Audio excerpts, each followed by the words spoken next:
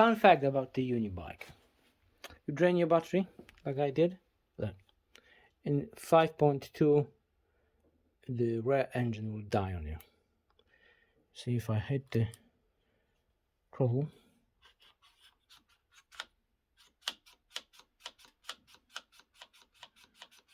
nothing is happening, yes? Can you see?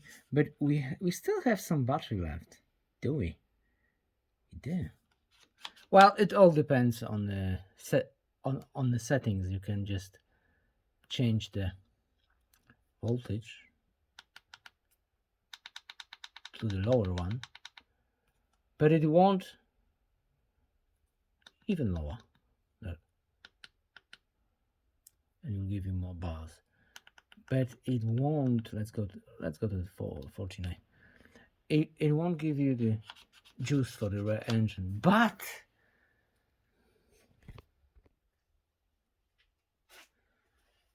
if you press dual engine,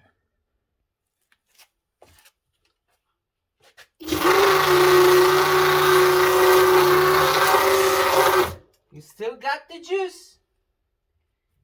Not tons of it, a little bit. Well, plenty of it.